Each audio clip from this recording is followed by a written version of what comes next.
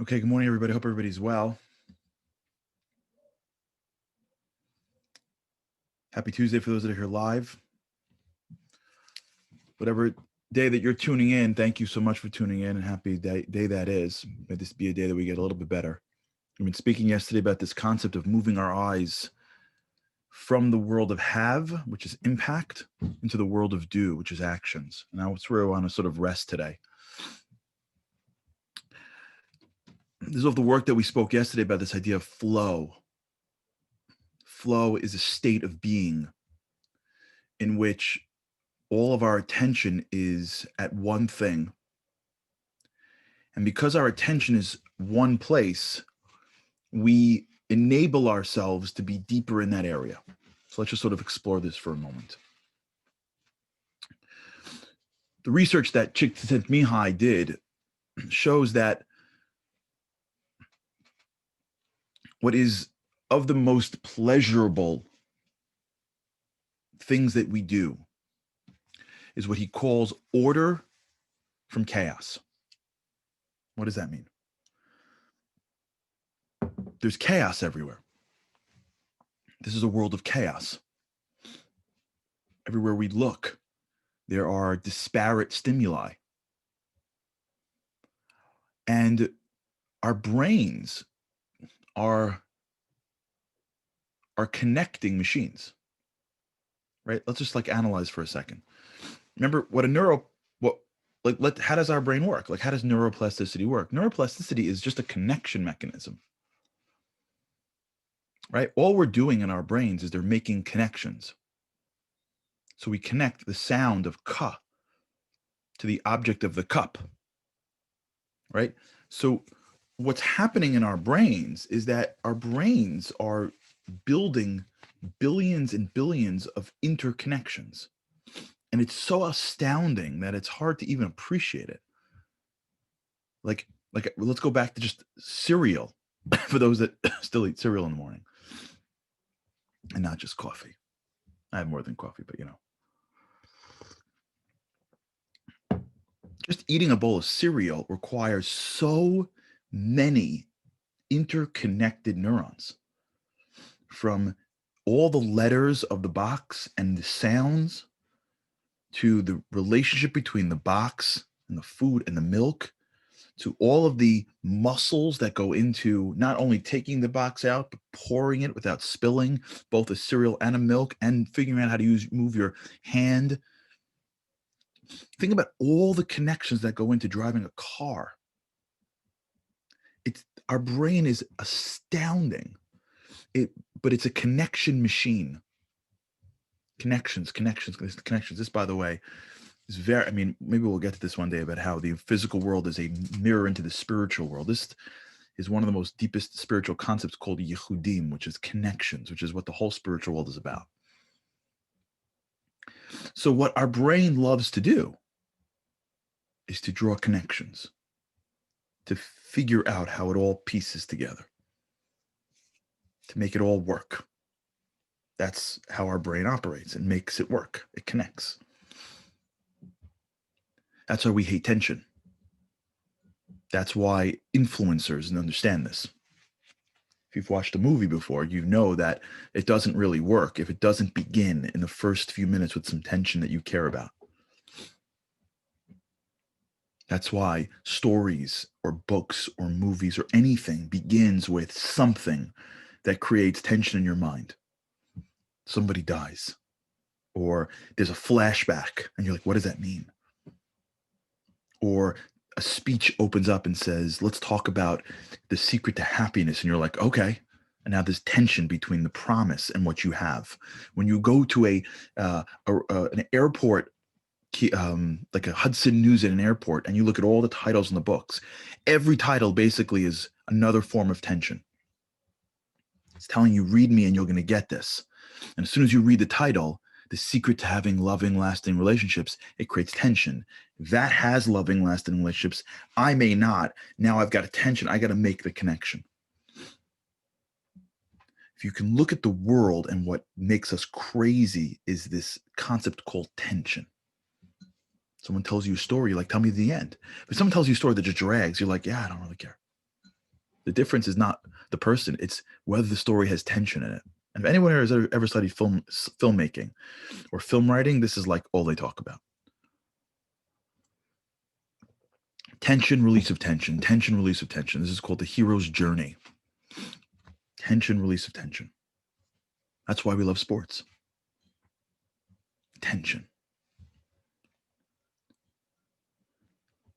So when we recognize that we're living in a world of unrelated stimuli, it's chaos. And our brain hates chaos. What gives us pleasure mentally, and we're only in do right now. We're not in be. Be is essence. Be is your soul. Have is what happened to the outside world. Now we're living in the world of do. Do is mind, hands. Remember, your brain's a computer. Your brain's not your soul. Your soul's your soul, even though your soul's really here. But just for those who are watching, your soul's really in your brain, but just not for now. Or it's in the area of your brain. But once we're in the world of do, let's get into it. Which is, if we're in the place of do, then our brains are controlling what we do. And what our brain loves more than anything in the world is order in chaos. Release of tension. Oh, that's why that happened. Oh, he wins in the end? There was tension between this person and my morals. This person shouldn't lose in my vision of the world. Oh, in the end, it works out. He caught the pass. Even he dropped the pass, by the way. Do you understand? It's better to lose than to be like, because at least it's a release of tension. That's why people wait to the end of the book or the story or the movie. And then when it's over, all the tension gets released. The good guy wins and the bad guy loses, and like everything is restored to your equilibrium. And now, if the movie is really good, you see order and chaos. And for those, and I actually studied this a little bit because I wrote my own film once, which is a whole nother story, but I studied this for a while, years ago, filmmaking, film writing, not making, not how to shoot a camera, how to write a script. It's amazing, great films, they actually tie everything back at the end. There's no character left hanging. And in fact, if you really great films, the last scene and the first scene are almost in the same spot. It's a whole, because everything fits. Because the intellectual pleasure of everything fitting is unbelievable. So understand that our brain is trying to gain order in chaos, always. That's why a lot of it, why we feel tension, because there are things that are left open. Will it, won't it? Will this work out? Won't that? That's why for many people, this has been the most anxiety-filled period of time of all time. Because at least a lot of the news that we're getting is it's worse, than it's better, than it's the vaccine's coming, then it's not coming, it's here, it's not here. I thought we're done. I thought we're here again. Second wave, third wave, fourth wave, fifth wave. Like, no one has any idea. I was speaking to a medical professional yesterday. He was sharing with me how he believes, and scientifically he believes this is proven, that if someone had the virus, they can't get it again. But he was explaining to me that health professionals don't want people to really know that, because then it throws things off, right? Because then some people do wear masks, some people don't wear masks. How does this all work? So when you get antibody testing now, the level of antibodies is higher. So if somebody has antibodies, but it doesn't reach a certain level, they don't tell them. This is what he was telling me, because they don't want people walking around knowing that like they're good, because it throws everybody else off. So it just creates confusion. That's why it's so anxiety driven. If there's a snowstorm that hits and everybody's in their house for a week, or a hurricane comes and then the hurricane's over, there is challenge and you move on. If you've got this virus lingering for periods of time, it causes tremendous tension, because we just want order and chaos. Tell me, the virus is coming at this time, we're going to be done at this time, by this time we'll be back. Someone would say to you, no 100% chance that everyone will be back to normal by May. People will be like, okay, hunker down. No, it's not like that. And that's really the order that we're looking for in life. Chaos. So when you think about your life, recognize that what your brain craves more than anything in the world is order. And as there are multiple pieces, it just can't function optimally. That's why multitasking is a tremendous myth. Multitasking is the greatest path to mediocrity, as far as I'm concerned. You want to be mediocre? Take the most talented guy in the world, the most talented woman in the world. You want to make them mediocre? Just multitask them, because it goes against how the brain works. The brain craves order. The brain craves as much order as it can so that it can make connections. And you put in multiple things spinning in different areas, it drives it crazy. And then as a result, you feel tense. You ever have this, by the way? You feel like overwhelmed. You ever like get to like middle of your day and you're like, oh my God, I got to call so and so. Oh my God, I got this on my to do list. And then all of a sudden, someone come in the email, and then out of nowhere, there's a phone call, and all of a sudden, you're like, I just can't. You ever have this? You're like, I just can't. And like, if you're around, you watch something, you hear something, you scroll on something. You ever have this where like there's 15 things to do and you find yourself like scrolling social media? You're like, I just can't. I need a break. What do you need a break for? We're not in a factory. This isn't like 1922. We're not working like 18-hour shifts for 13 cents in conditions with, asbestos. We're living in 2020. We don't need a break. No, our brains we're not aligned. So our brains are like this. It's all over the place. And then we feel, as Miriam said, overwhelmed. And so this feeling of overwhelmed is what holds us back emotionally from being better. This feeling of ordering chaos is what we're trying to do. But when the chaos overwhelms, we can't operate. We can't do.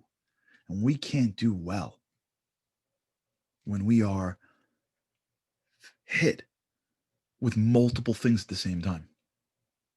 You will never see, as far as I know, a quarterback on the field right before the snap checking WhatsApp ever. And no one's got to tell them that, because the task at hand is so large that he needs every bit of his mental attention that he can't bring anything else in.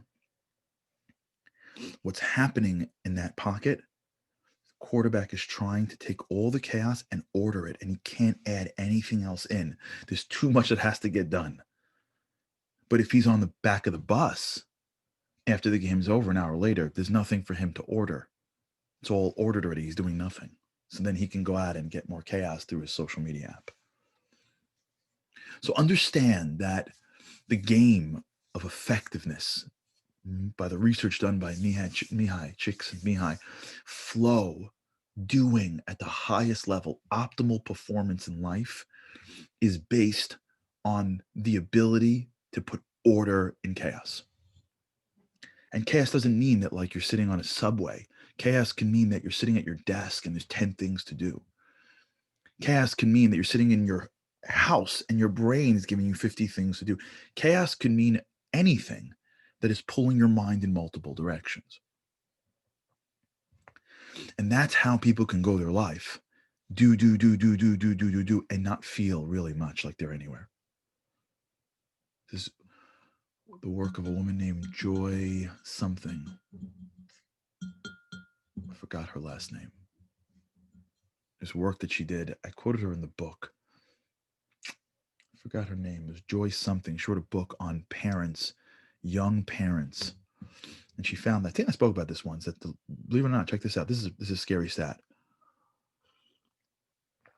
The most dissatisfied group of people she found, like not in the whole world, but in this category of parents, is young working moms.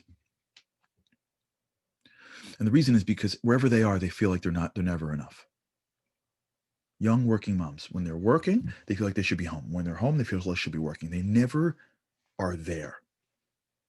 Everywhere they are, their brain goes, you should be someplace else. Chaos. Let me tell you another chaos. And we're identifying problems. We'll get to solutions with God's help. Let me tell you another chaos. You ready for this chaos?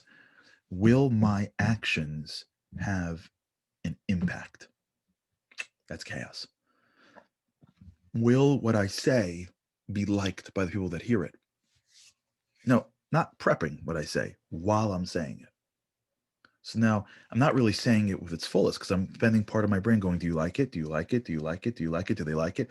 Does she like it? Does he like it? Do they like it? Will my actions have their impact? Is distracting one from the action itself and adding mental pressures that are outside your control. You want another big area of chaos? Trying to control that which you can't control. Major. You're driving in a car and you hit traffic, and all you're doing is staring for what's going on? What's going on? I can't see what's going on. Can I get out of this lane? Can I get out of this lane? Worrying. Major chaos. Mark Twain's famous quote. When Andy will get the real quote, I'll just butcher it and get close enough. Mark Twain has said that he has suffered many, many tragedies in life, most of which have not come true. Right? Worrying is trying to control things that are not in front of you. If we can just break it down to what it is, it's chaos that you bring into your brain that gets in the way of the things you have to do and now takes your brain while you're acting and it brings chaos. Worrying is chaos. You want to give you another bit of chaos. You ready? Replaying old scenarios in your head a million times now with different outcomes. You ever do this? Ever replay a scenario, but now like you're going to deliver the perfect line? It's never going to happen. You're never going to deliver the line, and it's never going to happen again. But you're replaying it. You're pulling from the past. You're pulling from the future. You're worrying. It's chaos. It's all you're doing. What you're doing is you're taking a machine called your brain and going, how do I make this less effective? I got a day today. I got a lot to do. Let me see what I can do to make sure that I don't get through my day and feel exhausted at the same time. This is awesome. If I don't accomplish things on my task list and I'm exhausted, how do I pull that off? I know how. Let me bring chaos into my brain so my mental capacities are at minimum capacity because I've got so much in there and my brain is an integrating machine and it's seeking and desiring order. All I got to do is throw into my brain like what's going to be in the future, and my brain's like, okay, what do I do? Do I do like put into your brain like what's going to be in the future, and your brain's like, okay, I'm ready. Like, okay, let's do that. Okay, was this going to happen? Is that going to happen? Is this going to happen? That gonna, and all of a sudden it's connecting dots. This happens to me right now. I've got something coming up in the next few weeks. And literally today, this happened to me. I'm praying this morning. And I want to concentrate. And I find my brain going to like, okay, when I get there, this is going to happen. That can happen. That can happen. This is going to happen. This is going to happen. Wait a second. Am I going to see this person? Is meeting to work out? And I have no idea. Not even in control of it. In fact, between me and you, by the time prayer is over, I forgot half of it. And all of a sudden I'm done and realize, wow, I just ruined my prayer. And I'm not even getting any closer to my goal. That was wonderful, Charlie. Like, that was great. Awesome. More chaos. Let me just make me more mediocre. How about that? Awesome what we do to ourselves, right?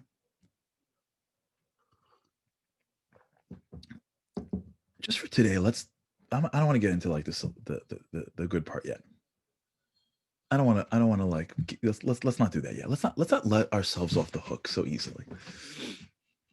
Let's sit on this let's sip this coffee for a drop. Try today to sip this coffee. How much chaos do I bring into my life? Grudges, playing the past, worrying about the future, multitasking incessantly. I get to a place where I'm finally mentally calm, like walking or driving, and I must scroll or do Prozac. I love. I must scroll or do like. I have to continuously fill this brain upwards, and even when I'm finally settling down, I can't even let it settle down for a second because like feed it, feed it, feed it, feed it, feed it, feed it, feed it, feed it, feed it. And then like, and even if that's okay, like even if I'm blessed with things, I gotta like find and poke things that are wrong and dramatize that, which is not really that dramatic. I'd go even one step further with it, and then we'll call for the day. You know, even looking back at things, this is what we spoke about 2 days ago about people that let us down. Even holding on to that is bringing chaos into our lives. Even holding on to things where we're right brings chaos into our lives. And chaos in our brains is why we're not more effective in our actions.